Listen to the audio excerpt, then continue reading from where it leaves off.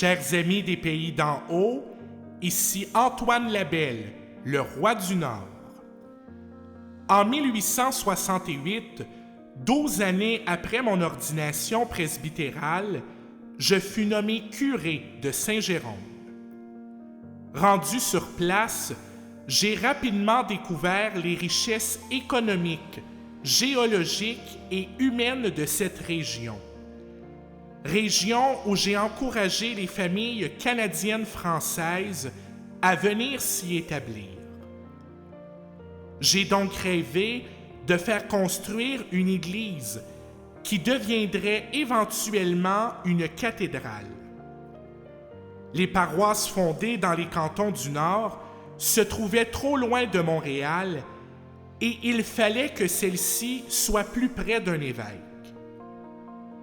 En 1913, le diocèse de Mont-Laurier fut fondé et, en 1951, le diocèse de Saint-Jérôme. Tranquillement, du haut des cieux, je voyais mon rêve prendre forme. Mais le 1er juin dernier, j'ai enfin pu dire « mission accomplie ». C'est maintenant officiel, le diocèse Saint-Jérôme-Mont-Laurier est devenu le diocèse des cantons du Nord. Aujourd'hui, avec vous, baigné par la lumière divine, je rends grâce à Dieu.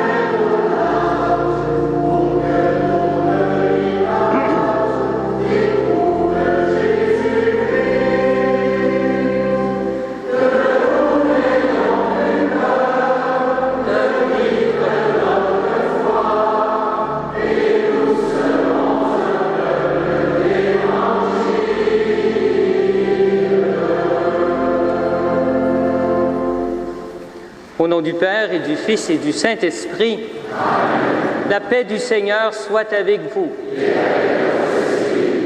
Je vous invite à vous asseoir. Hey, ça répond pas comme au mariage, hein? Si heureux de vous rencontrer aujourd'hui, nous tous qui venons d'un peu partout, du nord, du sud, de l'est, de l'ouest, de ce nouveau diocèse, de cette nouvelle Église locale qui veut être présence d'Évangile. Une bienvenue toute spéciale, bien sûr, à nous tous et au personnel pastoral, je pense. J'ai vu de nombreux agents de pastoral, des prêtres, des diacres. Bienvenue et aussi, il ne faut pas oublier, mes frères évêques qui sont venus témoigner leur affection pour les églises de Mont-Laurier et l'église de Saint-Jérôme. Je veux souligner la présence de Monseigneur Durocher, archevêque de Gatineau, notre voisin bien-aimé.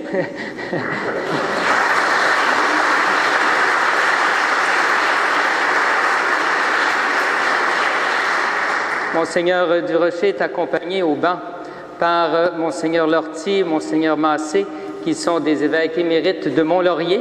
Bienvenue à vous deux.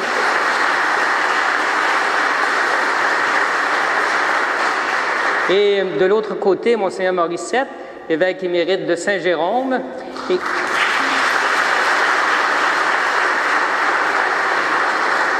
le dernier, non le moindre, Monseigneur Lucier, évêque émérite de Joliette et en même temps, mon prédécesseur à Joliette.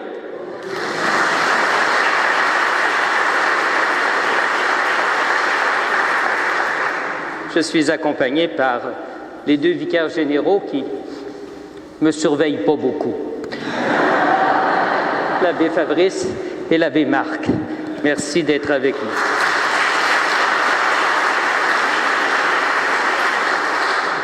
Notre rassemblement, en pleine semaine, comme ça l'après-midi, c'est que nous voulons faire place, pleinement place, dans notre agenda et dans notre cœur, prendre le temps de souligner la naissance de cette nouvelle Église diocésaine. Sans plus tarder, je laisse la parole au chancelier et vicaire général, l'abbé Fabrice, pour nous faire lecture de la lettre officielle de la naissance de cette nouvelle Église.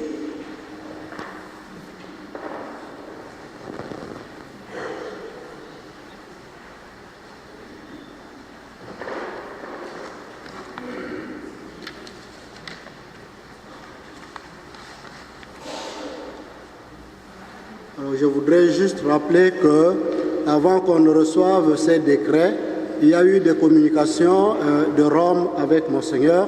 Et dans ces communications-là, Rome nous annonçait qu'on avait aussi changé les limites du diocèse parce qu'il y a quelques paroisses de l'ancien diocèse de Mont-Laurier qui allaient au diocèse de Gatineau. Alors je ne lirai pas ce décret-là, je vais lire le décret de l'Union des diocèses. Congrégation pour les évêques, protocole numéro 218/2022. Décret de pleine union des diocèses de Saint-Jérôme, de Terrebonne et de Mont-Laurier et érection d'une nouvelle église diocésaine. En raison du nombre restreint du personnel pastoral, des prêtres et des fidèles du diocèse de Mont-Laurier, Son Excellence Monseigneur Raymond Poisson, évêque de Saint-Jérôme de Terrebonne et également de Mont-Laurier, après avoir entendu les collèges de consulteurs et les conseils presbytéraux des deux diocèses, a demandé instamment au siège apostolique que les diocèses ci-dessus mentionnés de Mont-Laurier et de Saint-Jérôme de Terrebonne soient pleinement unis, de sorte que l'évêque puisse exercer convenablement et efficacement toutes ses responsabilités, étant donné que les besoins religieux, spirituels et moraux, ainsi que les changements de la société et de la culture sont de plus en plus exigeants.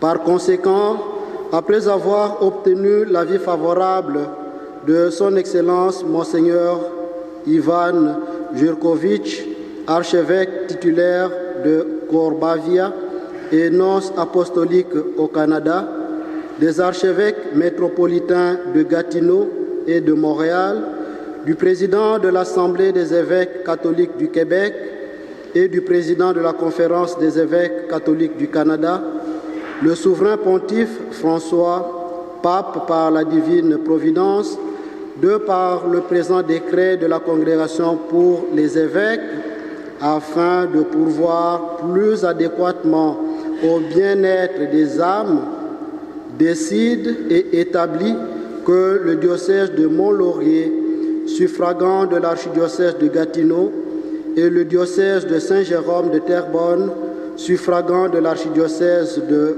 Montréal, seront unis en un seul. Le nouveau diocèse portera le nom de Saint-Jérôme Mont-Laurier. Il aura son siège dans la ville de Saint-Jérôme, où l'église cathédrale actuelle conserve son propre titre.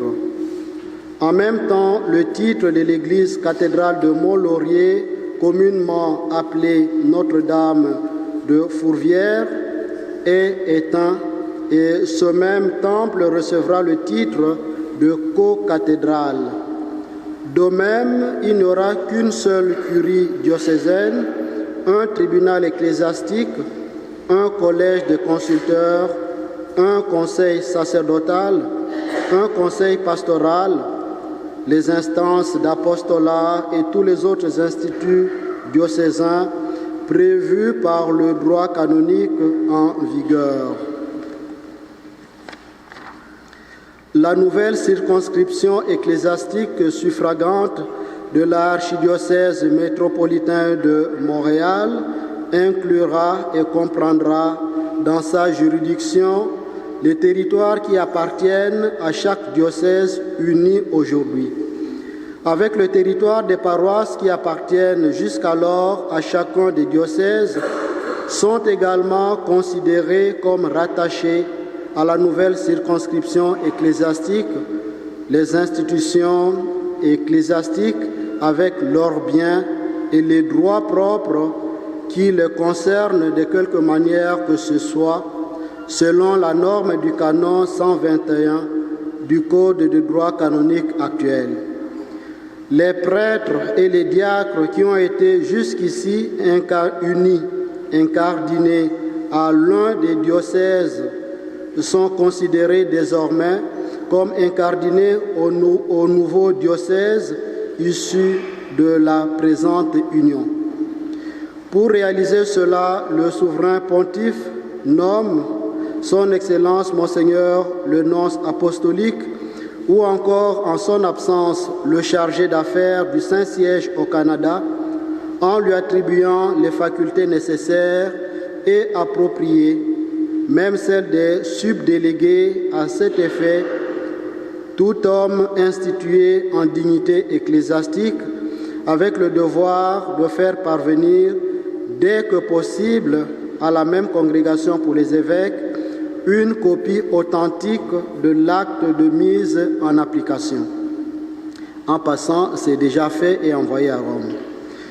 Pour le nouveau diocèse mentionné de Saint-Jérôme-Mont-Laurier, le souverain pontife François, pape par la divine providence, choisit et nomme évêque Son Excellence Monseigneur Raymond Poisson, jusqu'à présent évêque de Saint-Jérôme de Terrebonne et en même temps de Mont-Laurier. Par conséquent, pour y pourvoir, seront expédiées les lettres apostoliques avec le sceau de plomb, nonobstant toute disposition contraire. Donné à Rome le 1er juin 2022, près du siège de la Congrégation pour les évêques, Marc Cardinal Ouellet. Merci.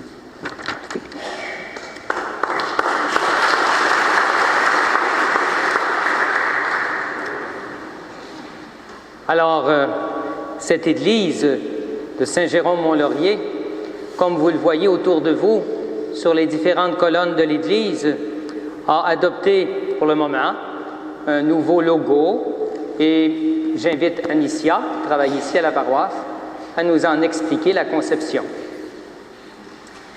Bonjour à vous toutes et tous. J'ai l'honneur aujourd'hui de vous présenter le nouveau logo du diocèse Saint-Jérôme-Mont-Laurier. Ce serait normalement à l'artiste de présenter lui-même son œuvre, mais celui qui a réalisé cette illustration, ainsi que les bannières qui ornent notre Église, est également derrière la caméra aujourd'hui pour filmer la cérémonie. Et il est concepteur...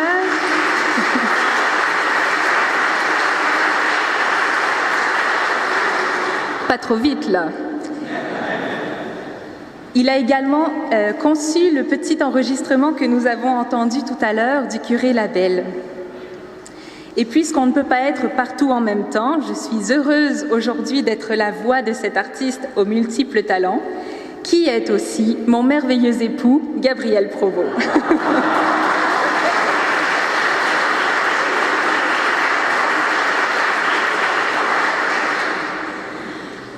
Notre nouveau logo a la forme caractéristique du bâton pastoral de l'évêque, au centre duquel on retrouve une croix ornée des façades des deux cathédrales de Saint-Jérôme et de Mont-Laurier.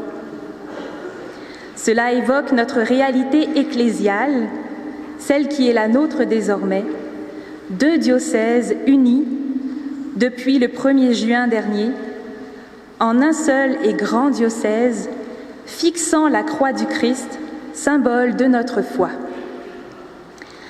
Le bras de la croix qui s'étend jusqu'au bas de l'image évoque le prolongement du Christ en la personne de l'évêque et de ses pasteurs, qui rassemblent le peuple de Dieu afin que celui-ci rayonne et soit une présence d'évangile efficace. Chers frères et sœurs, membres du peuple de Dieu de Saint-Jérôme-Mont-Laurier, j'espère que vous saurez apprécier ce logo, cette nouvelle et très belle identité visuelle pour notre nouveau diocèse.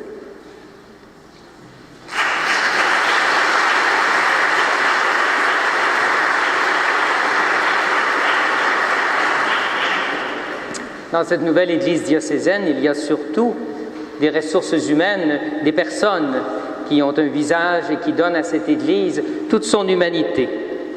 J'invite donc dans notre assemblée, je vais les inviter, différents groupes de personnes à se lever et je vais les inviter à demeurer debout. J'invite d'abord les prêtres du diocèse de Saint-Jérôme-Mont-Laurier, à qui est confié le ministère de proclamer la parole, de célébrer les sacrements, de guider et de prendre soin des petits en collaboration avec les divers ministères en Église. Alors, messieurs, mes frères prêtres, si vous voulez bien vous lever.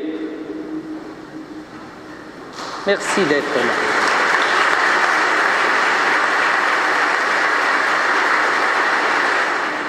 J'invite maintenant à se lever parmi nous les diacres permanents qui sont aussi avec nous pour la mission et à qui est confié le ministère de la parole et de la charité. Alors, messieurs les diacres, si vous voulez vous lever, voilà.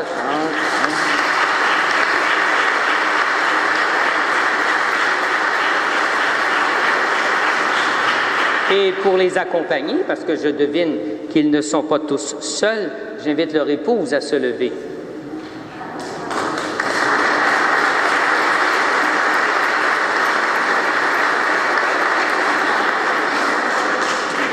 J'invite aussi à se lever nos agentes, agents, intervenants en pastoral, à qui est confiée une charge pastorale en collaboration avec les pasteurs et qui sont signes de la vie du Christ ressuscité partagé entre nous.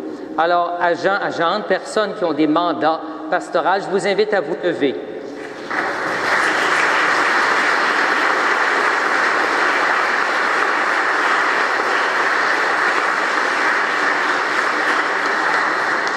Et j'invite maintenant les personnes qui travaillent plus étroitement, qu'on appelle plus étroitement avec l'évêque, qu'on appelle le personnel diocésain, à se lever, s'il vous plaît.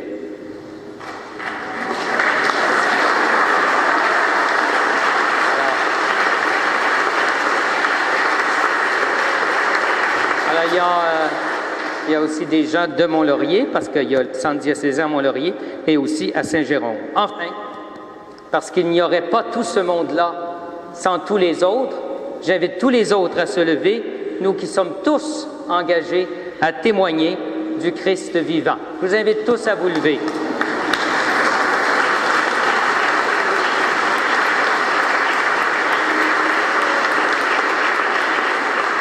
Ensemble, chantons la gloire de Dieu.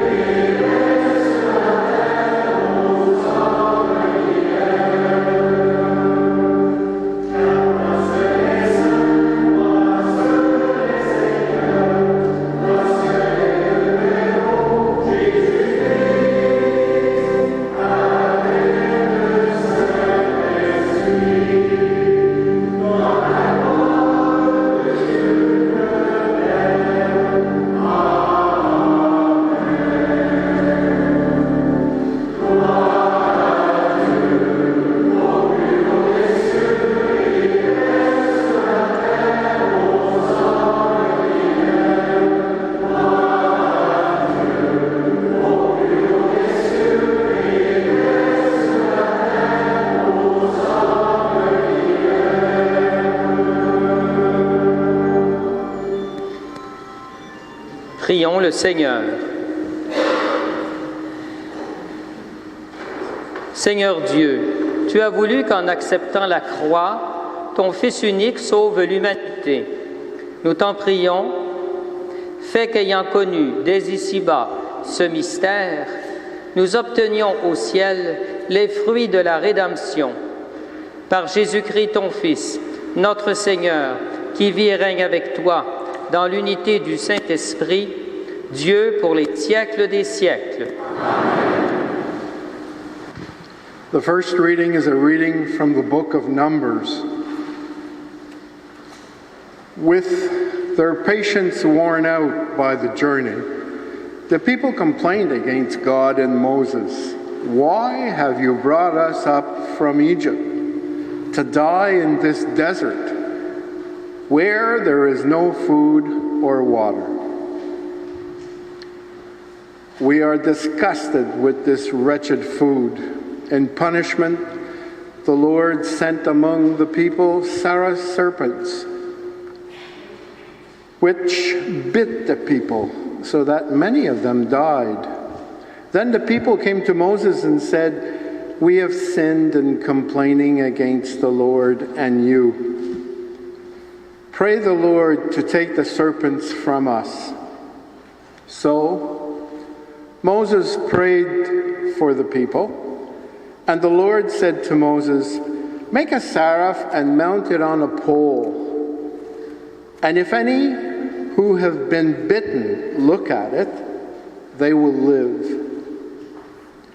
Moses accordingly made a bronze serpent and mounted it on a pole.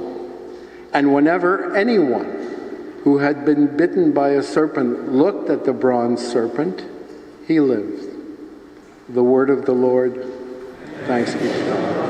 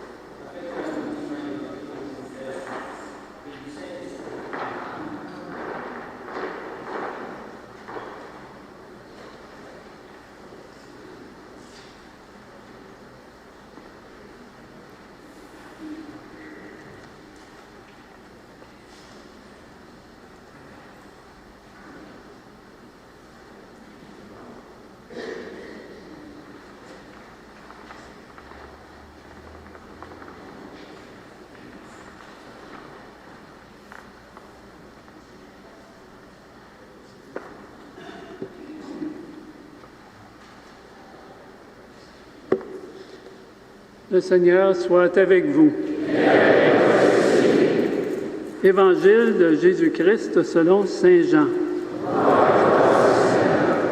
que ta parole habite mes pensées, qu'elle soit toujours sur mes lèvres, qu'elle s'enracine dans mon cœur.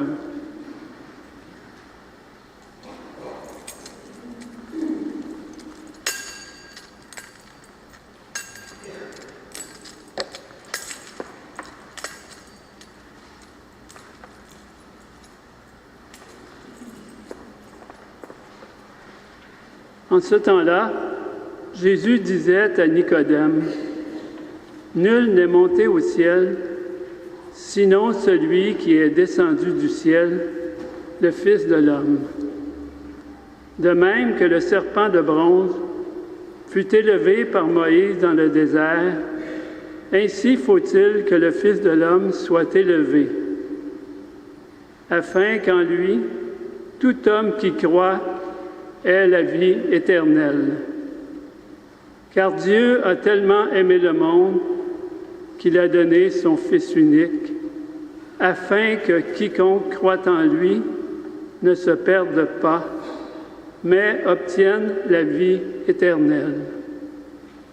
Car Dieu a envoyé son Fils dans le monde, non pas pour juger le monde, mais pour que, par lui, le monde soit sauvé. Acclamons la parole de Dieu.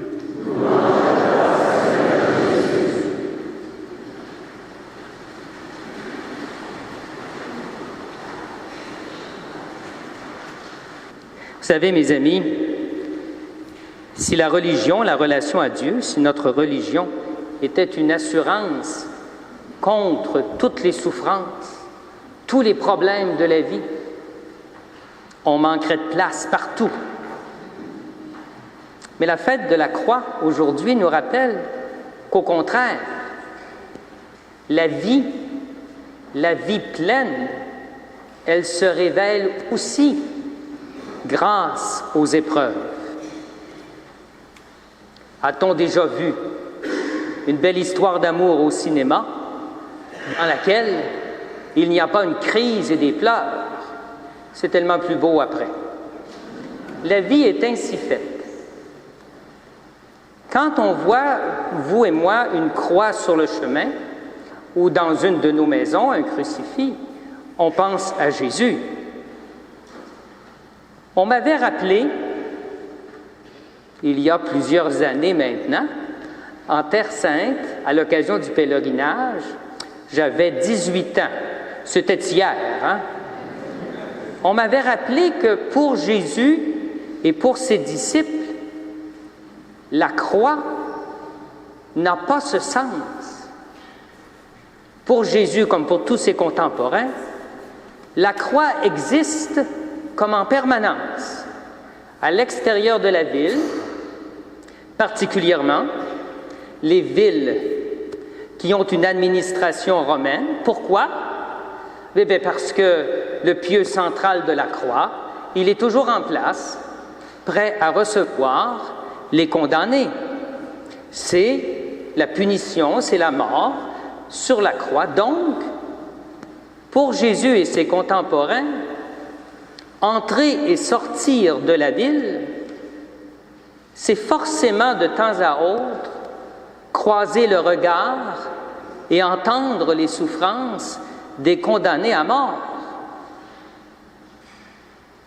Et Jésus, habité de cette expérience, il faut prendre conscience de cela, envisage quand même la fin d'une étape de son ministère parmi nous sur la croix. Il décide délibérément de revenir à Jérusalem pour la Pâque. Il décide, si on a en tête un peu le récit de l'ensemble du jugement que tant les Juifs que Pilate fait à Jésus, il décide de jouer le jeu de celui qui ne se disculpe pas. Il ne fuit pas devant la croix. Et il va faire de la croix le passage vers la résurrection. Il me semble que c'est pour nous toute une leçon faite avec énormément d'amour devant les petites croix les épreuves de nos vies. Choisir de faire de chacune de celles-ci une occasion pour grandir dans la vie à laquelle Dieu nous appelle. Et évidemment, pour la vie éternelle, il y a cette grande croix de la mort de chacun de nous.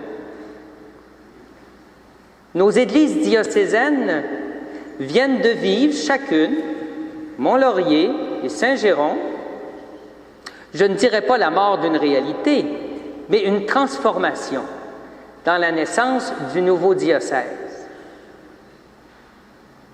Nous voudrions bien que l'aventure missionnaire de cette Église ne soit qu'un grand chemin de succès. Mais ce n'est pas comme ça que la vie est faite. Il y aura toujours des croix, des épreuves à surmonter ensemble et à pouvoir privilégier pour faire de chacune de ces occasions l'occasion de témoigner de notre amour du Christ. Je voudrais donc, en terminant, reprendre à mon compte, et j'espère le faire aussi pour que cela devienne votre leitmotiv, votre profonde motivation. Pour plusieurs d'entre nous ici, on est tous débaptisés, on a tous la mission d'être une présence d'évangile efficace, mais il y a parmi nous aujourd'hui le personnel pastoral. Il y a des gens qui sont engagés, formés, professionnels, prêtres et agents, intervenants. Et le pape François, lors de sa visite au Canada, vous savez qu'il est venu cet été? Vous le savez, hein? Moi, je le sais, en tout cas. Lors de, on pourrait dire, sa dernière intervention au public large, mais tout particulièrement au personnel pastoral, évêques, prêtres, diacres, intervenants en pastoral, à Québec, pour les vêpres à la basilique Notre-Dame. Dans son message, il nous a laissé 3 défis. Et je me suis permis, vous savez que ce n'est pas tout à fait mon habitude, mais je me suis permis de les reprendre et de vous citer les quelques lignes dans lesquelles le pape François décrit ces 3 défis. Ils sont vrais pour notre Église en général, mais ils sont tellement vrais pour notre réalité chez nous, ici, au Québec, ici, dans les Laurentides. Le tout premier défi, témoigner de Jésus-Christ. Be a real presence of Jesus Christ and invite them who ask us to have a service in the parish to be in this focus on the person of Jesus Christ and not artificial, not preparation, but artificial condition to be able to celebrate a sacrament or something like that. First, the person of Jesus Christ. Ainsi, le pape nous dit, il faut trouver de nouvelles voies pour annoncer le cœur de l'Évangile à ceux et celles qui n'ont pas encore rencontré le Christ. Et cela suppose une créativité pastorale pour rejoindre les gens là où ils vivent, en n'attendant pas qu'ils viennent, là où ils vivent, en trouvant des occasions d'écoute, de dialogue et de rencontre. Je ferme la citation. Moi, quand j'entends ça, je me dis, on est quand même en paroisse, ici au Québec, sujet de plusieurs demandes de services de la part de personnes qui ont une certaine connaissance du Christ, mais peut-être pas une si grande connaissance de leur relation au Christ et à l'Église. Et quand j'entends le pape me dire « faire connaître Jésus », eh bien, je me dis comme ça veut dire qu'il faut qu'on change quelque chose dans notre manière d'accueillir ces gens-là.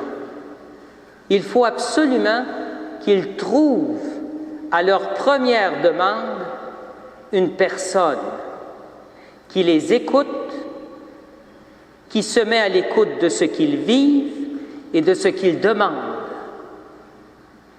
Je sais que cela se fait, mais je sais aussi que tous ensemble, nous sortons d'une époque où, suite à l'école devenue non confessionnelle, nous avons dû, à cause du nombre, mettre sur pied des services d'accueil qui vont passer d'une manière un peu scolaire à des formulaires, des parcours et des rencontres.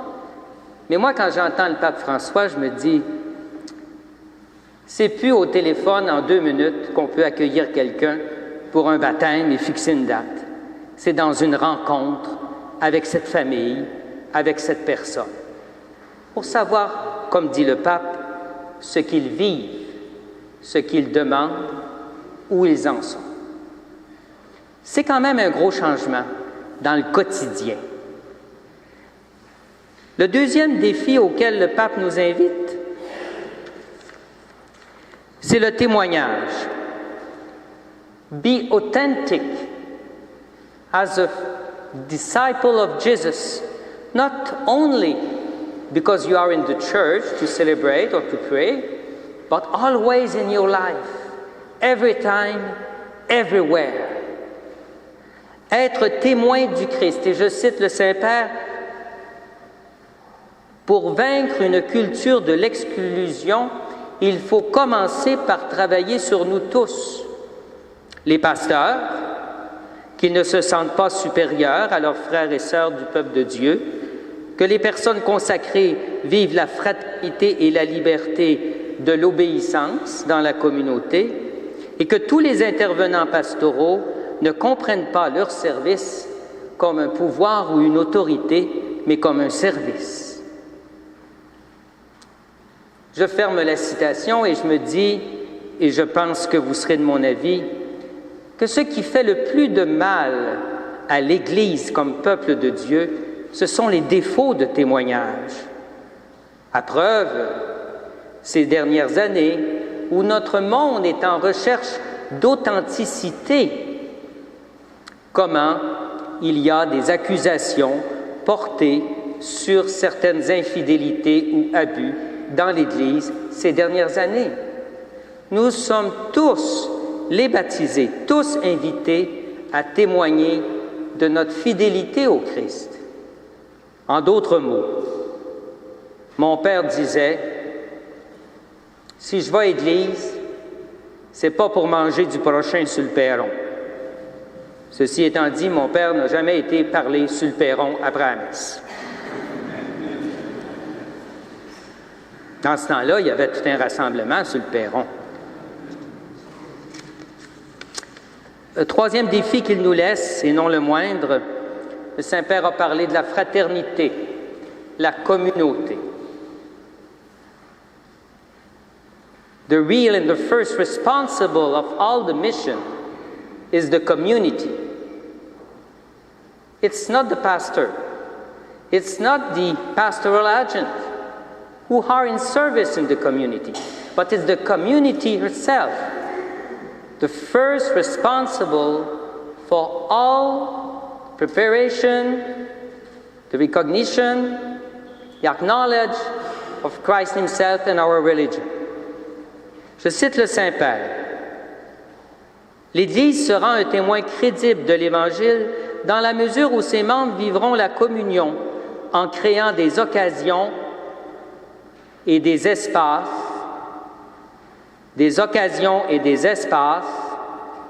pour que quiconque s'approche de la foi et trouve une communauté accueillante. Je ferme la citation, et quand j'entends cela, moi je me dis, essayons de redonner à la communauté sa vraie responsabilité de catéchète. Quand quelqu'un nous demande de connaître davantage le Christ ou de célébrer en Église, ce qui ne fait pas partie concrètement de son quotidien, c'est à la communauté de l'accueillir. Les pasteurs, les agents, grâce à leur leadership et à leur formation, doivent préparer la communauté à cela, l'accompagner, doivent assurer en elle la réalisation de sa mission à elle. Entre vous et moi, pendant des décennies, sans doute de bonne volonté, nous n'avons pas beaucoup parlé de la pratique dominicale. Et pourtant, nous avons célébré avec des familles nombreuses plusieurs sacrements. La communauté qui pratique le dimanche, c'est plus qu'une pratique, c'est un témoignage qu'elle donne maintenant à toute la population, parce que dans ma rue, je peux être le seul à m'en aller à l'église, là. Cette communauté devrait être mise pleinement à contribution dans la préparation et l'accueil de ces personnes qui veulent rencontrer le Christ. Redonner à la communauté cette responsabilité, avec toutes les limites qu'elle peut avoir. Mais nous aussi, particulièrement le personnel pastoral, quand nous faisons une rencontre avec des personnes en vue d'une préparation catéchétique, tout n'est pas parfait. Eh bien, c'est la même chose pour la communauté. Mais cette expérience de prier ensemble, de se rassembler de manière régulière pour témoigner, vivre la fraternité dans l'exercice de la charité, nos communautés ont besoin, excessivement besoin, de cette responsabilité pour découvrir et entretenir en elles l'idéal de leur existence. Elles existent pour cela, témoigner du Christ dans leur milieu, dans leur quartier, dans leur ville, auprès de ceux et celles qui veulent rencontrer le Christ.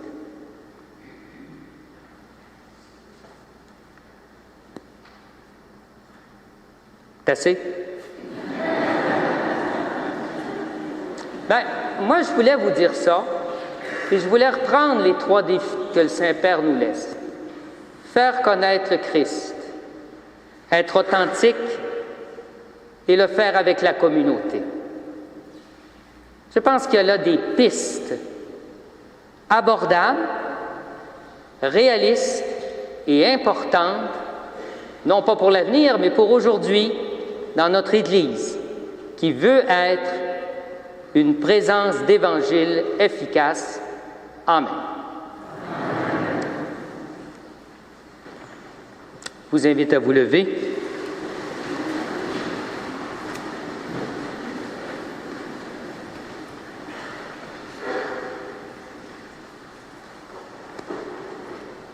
Avec joie, dans l'héritage des églises de Mont-Laurier et de Saint-Jérôme, dont le nouveau diocèse est la fille, nous voulons reprendre à notre compte la foi de ceux et celles qui nous ont précédés. Je crois en Dieu, le Père Tout-Puissant, Créateur du ciel et de la terre, et en Jésus-Christ, son Fils unique, notre Seigneur, qui a été conçu du Saint-Esprit, est né de la Vierge Marie, a souffert sous Ponce Pilate, a été crucifié, est mort et a été enseveli, est descendu aux enfers, le 3e jour est ressuscité des morts, est monté aux cieux, est assis à la droite de Dieu, le Père Tout-Puissant, d'où il viendra juger les vivants et les morts. Je crois en l'Esprit Saint, à la Sainte Église catholique, à la résurrection.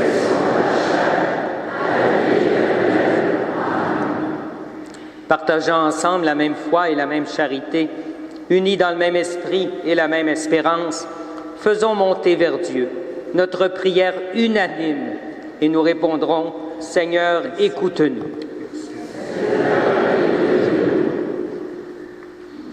Nous te prions, Seigneur, pour la Sainte Église, rassemblée par la parole de Dieu, afin qu'elle l'écoute, qu'elle la garde et qu'elle en témoigne avec audace. Seigneur, écoute-nous. We pray to you, dear Lord, for Pope Francis and our Bishop Raymond, that he may be filled with your spirit of light and strength. Seigneur, écoute-nous. Nous te prions, Seigneur, pour notre nouvelle Église diocésaine de Saint-Jérôme-Mont-Laurier, afin qu'elle devienne une présence d'Évangile efficace en demeurant unie dans ton amour. Seigneur, écoute-nous. We pray to you, dear Lord, for all of us here assembled. Give us, Lord, your spirit of prayer and praise, so that we can find grace in all things. Seigneur, Seigneur, écoute avec bonté les prières de ton peuple. Accorde à tous ce qu'ils te demandent et à chacun ce qu'il lui faut. Nous te le demandons par Jésus, le Christ, notre Seigneur.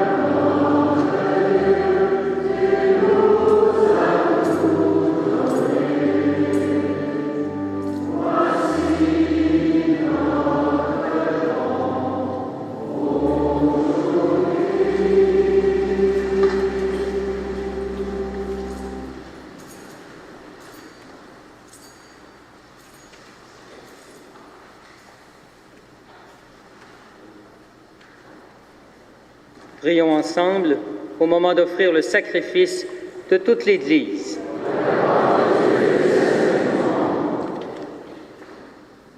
Nous t'en supplions, Seigneur, que l'offrande du sacrifice nous purifie de tout péché, puisque sur l'autel de la croix, elle a enlevé le péché du monde entier par le Christ notre Seigneur. J'invite maintenant mes frères prêtres à s'avancer pour la co-célébration eucharistique.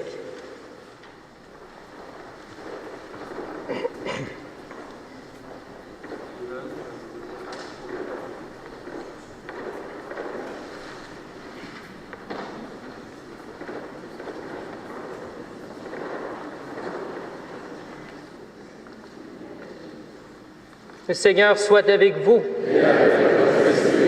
Élevons notre cœur et rendons grâce au Seigneur notre Dieu. Vraiment, il est juste et bon, pour ta gloire et notre salut, de t'offrir notre action de grâce toujours et en tout lieu, Seigneur, Père très saint, Dieu éternel et tout-puissant.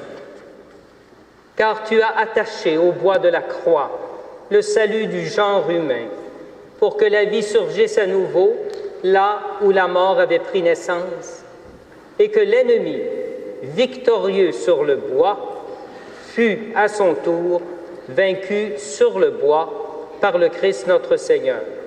Par lui, avec les anges qui célèbrent ta grandeur, et les esprits bienheureux qui adorent ta gloire, par lui, s'inclinent devant toi les puissances d'en haut et tressaillent d'une même allégresse les innombrables créatures des cieux.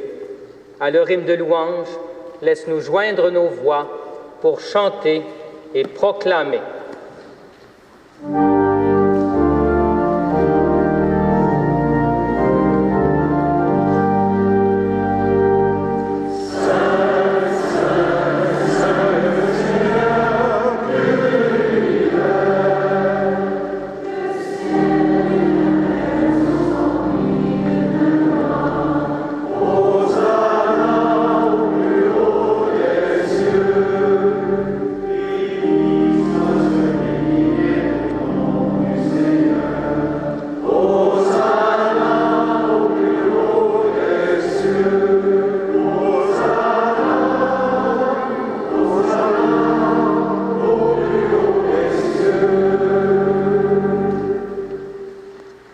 Vraiment, tu es saint et digne de louange, Dieu qui aime tes enfants, toi qui es toujours avec eux sur les chemins de cette vie. Vraiment, ton Fils, Jésus, est béni, lui qui se tient au milieu de nous quand son amour nous réunit, comme autrefois pour ses disciples. Il nous ouvre les Écritures et il rompt le pain. C'est pourquoi, Père très aimant, nous t'en prions. Envoie ton Esprit Saint, afin qu'il sanctifie nos offrandes, que ce pain et ce vin deviennent pour nous le corps et le sang de notre Seigneur Jésus, le Christ. La veille de sa passion, la nuit de la dernière scène, il prit le pain, dit la bénédiction, le rompit et le donna à ses disciples en disant « Prenez et mangez-en tous, ceci est mon corps, livré pour vous. »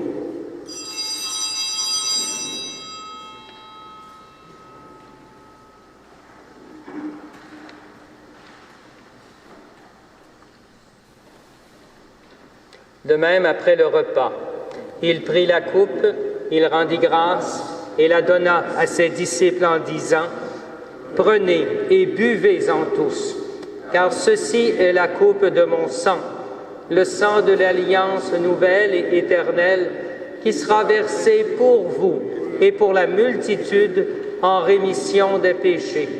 Vous ferez cela en mémoire de moi. »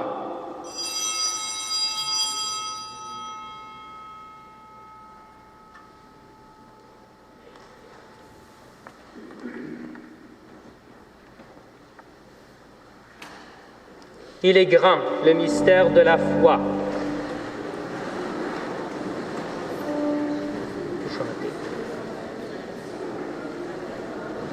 On recommence.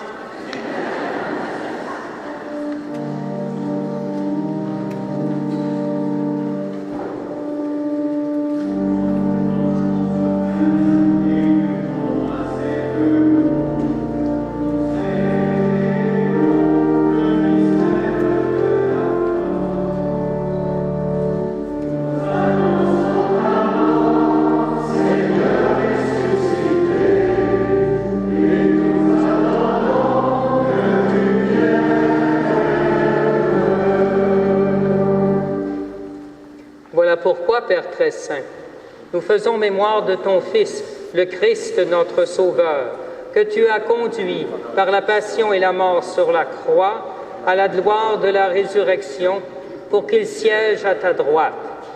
Nous annonçons, jusqu'à ce qu'il vienne, l'œuvre de ton amour, et nous t'offrons le pain de la vie et la coupe de bénédiction. Regarde avec bonté l'offrande de ton Église, qui te présente par nos mains ce qu'elle a reçu de toi, le sacrifice pascal du Christ. Que la force de ton esprit d'amour fasse de nous, dès maintenant et pour l'éternité, les membres de ton Fils, nous qui communions à son corps et à son sang. Renouvelle, Seigneur, par la lumière de l'Évangile, ton Église, resserre le lien de l'unité entre les fidèles et les pasteurs de ton peuple, en union avec notre pape François, mon frère évêque Raymond, l'ensemble des évêques, pour qu'au milieu d'un monde déchiré par les divisions, le peuple qui t'appartient brille comme un signe prophétique de concorde et d'unité. Souviens-toi de nos frères et sœurs qui se sont endormis dans la paix du Christ et de tous les morts dont toi seul connais la foi. Accueille-les dans la joie et la clarté de ton visage et donne-leur par la résurrection la plénitude de la vie.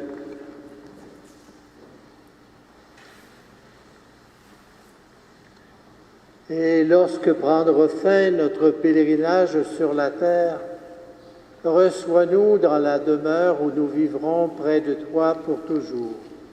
Alors, avec la Vierge Marie, la bienheureuse Mère de Dieu, avec les apôtres, les martyrs et tous les saints et saintes, nous pourrons te louer et te magnifier par ton Fils Jésus le Christ.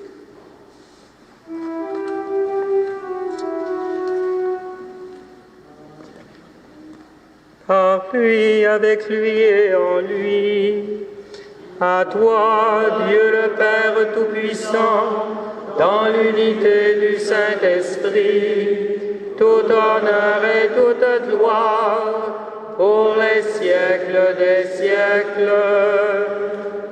Amen.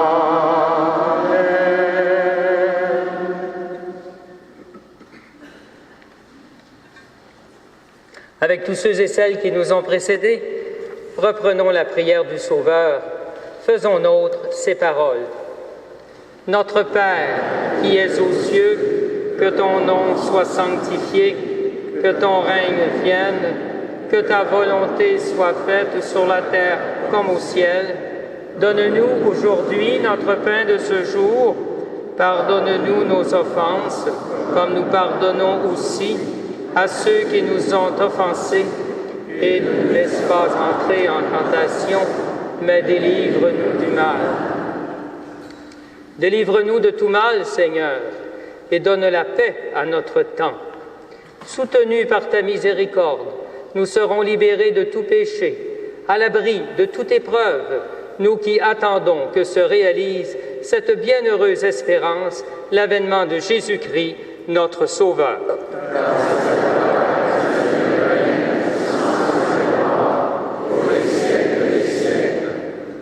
Seigneur Jésus-Christ, tu as dit à tes apôtres, « Je vous laisse la paix, je vous donne ma paix. » Ne regarde pas nos péchés, mais la foi de ton Église. Et pour que ta volonté s'accomplisse, donne-lui toujours cette paix et conduis-la vers l'unité parfaite, toi qui vis et règnes pour les siècles des siècles. Amen. Que la paix du Seigneur soit toujours avec vous. Et avec votre esprit. À la charité du Christ, échangez un signe de paix.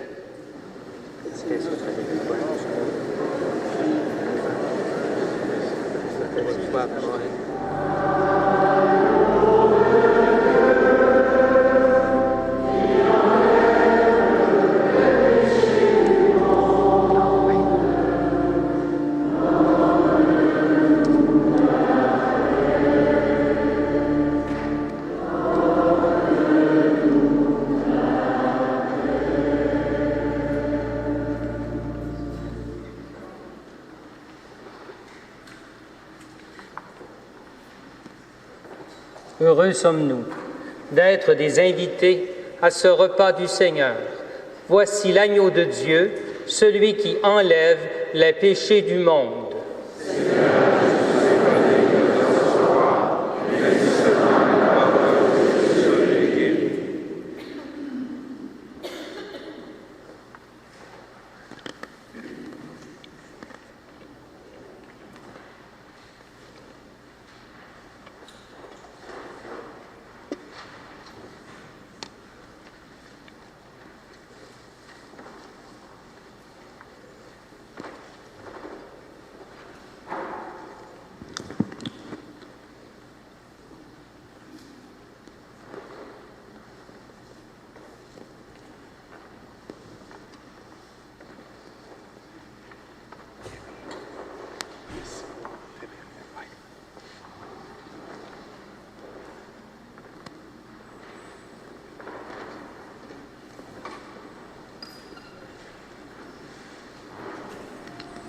Le corps du Christ.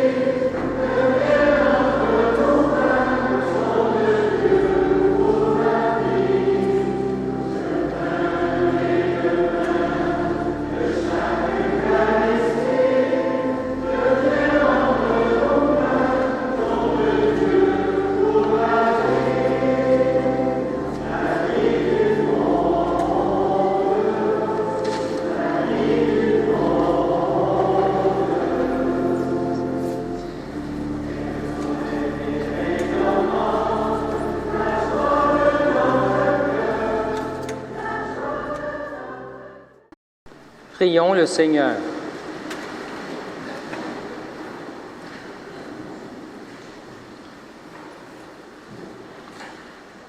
Fortifiés par cette nourriture sainte, nous te supplions, Seigneur Jésus-Christ, conduis-nous à la gloire de la résurrection, celles et ceux que tu as rachetés par le bois de la croix qui fait vivre, toi qui vis et règnes pour les siècles des siècles. Je vous invite à vous asseoir. C'est pas fini.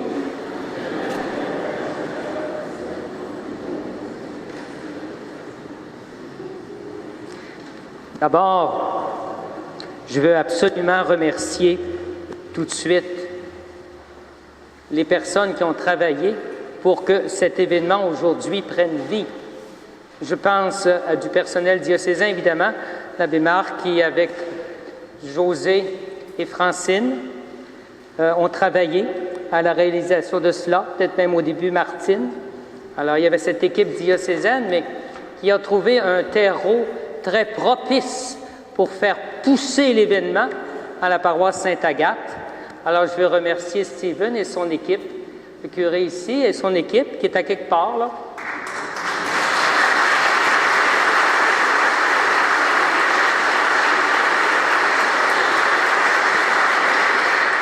On ne veut pas oublier non plus les gens d'un petit peu partout, tout autour, et ça fait du bien, qui se sont rassemblés pour l'animation musicale. Merci beaucoup.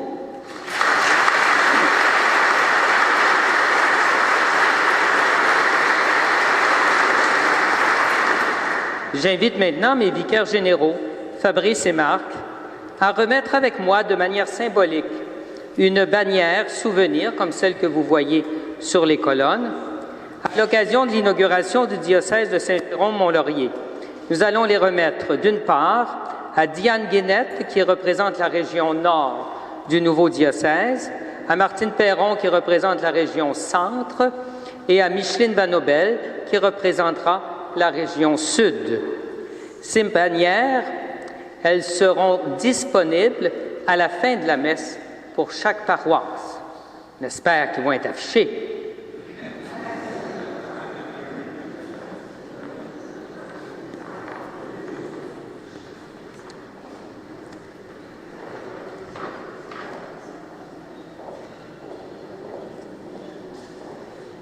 Prenez pas n'importe laquelle, là. C'est tout pareil. Au plaisir. Merci, Diane.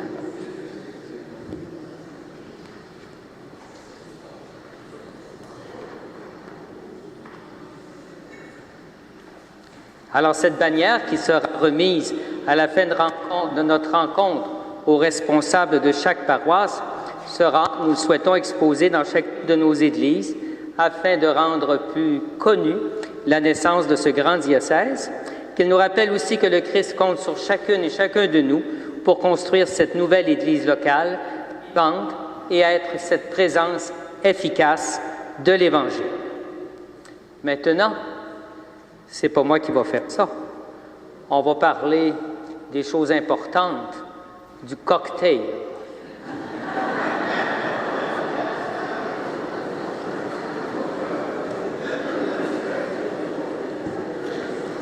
Alors, après la table du Seigneur, bientôt ce moment de fraternité. En 1913, lors de la fondation du diocèse de Mont-Laurier, nous n'étions pas de ce monde. Non. En 1951, lors de la fondation du diocèse de Saint-Jérôme, plus d'un n'était pas de ce monde, alors que plusieurs vivaient leurs années d'enfance et de jeunesse. Puisque nous vivons aujourd'hui l'événement ecclésial d'une vie, Monseigneur Poisson, au nom de la Corporation épiscopale, est heureux de vous offrir, dès après le chant final, un cocktail dînatoire, soit quelques bouchées pour nous sustenter, et une coupe, un petit champagne, un petit mousseux, pour favoriser la joie et la fraternité. Alors, l'équipe de Plan B Traiteur de Sainte-Agathe circuleront parmi nous. S'il y a aussi un petit service à l'extérieur, Stephen saura nous faire signe.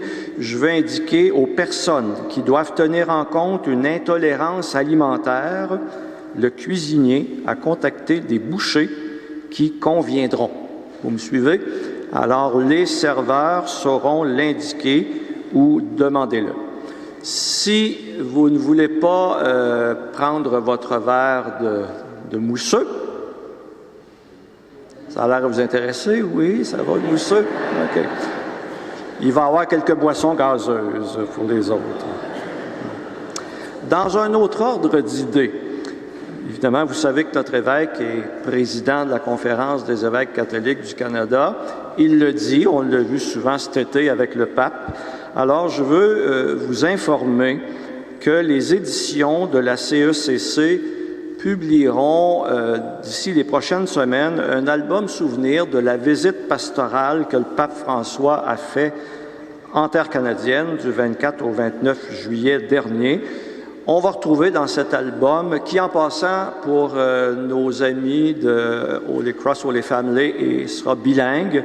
Alors on aura tous les discours et les homélies prononcés par le Saint-Père lors de son voyage apostolique, sans compter de magnifiques photos couleurs pour nous permettre de garder mémoire de cette visite apostolique. Je vous indique que nous ferons parvenir très bientôt aux paroisses un communiqué à cet effet afin que vous puissiez en faire la publicité. Et il y aura un bon de commande. Nous estimons le coût de cet album souvenir à environ 30-35 $, mais ça sera indiqué sur le bon de commande que nous vous ferons parvenir. Monseigneur vous a rappelé qu'après la messe, promptement, des tables seront placées ici pour vous remettre les bannières, mais également les signets. Alors, vous avez pas... Est-ce qu'on vous avez votre petit signet? Non. Oh! OK. Alors, écoutez, il y a un signet qui a été produit à l'image de la bannière.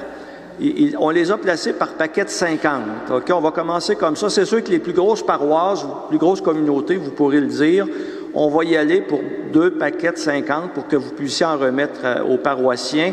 Cependant, je vais vous demander après ça, le mieux, là, vous passerez vos commandes auprès de ma collègue Josée de la Durantais. OK, au diocèse. Là, on ne pouvait pas toutes les amener aujourd'hui, mais ce qui est important, c'est que vous partiez avec un paquet de 50 ou 2 paquets de 50 pour les grosses communautés pour remettre à vos paroissiens et paroissiennes. L'explication est d'ailleurs sur le signet. Cette célébration, pour les personnes à qui vous allez en parler, vous pourrez d'ailleurs en faire la promotion, là, mes confrères et les agents de pastoral, les secrétaires paroissiales. La célébration sera bientôt déposée sur le site Web. Autrement dit, le fichier va être sur le site Web www.ecdl.ca.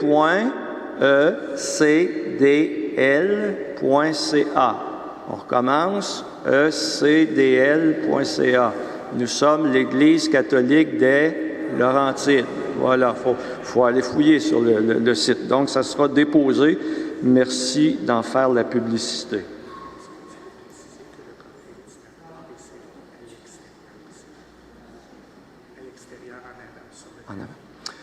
L'abbé Stephen m'indique que le cocktail dînatoire sera offert sur le parvis de l'église de Sainte-Agathe. Je vois d'ailleurs déjà l'équipe de Clan B qui est à l'arrière qui vous attend. Ça va pour ça. Fait que nous, dès après le chant final, on va vous rejoindre. C'est maintenant le moment de recevoir la bénédiction de notre pasteur, Monseigneur Poisson.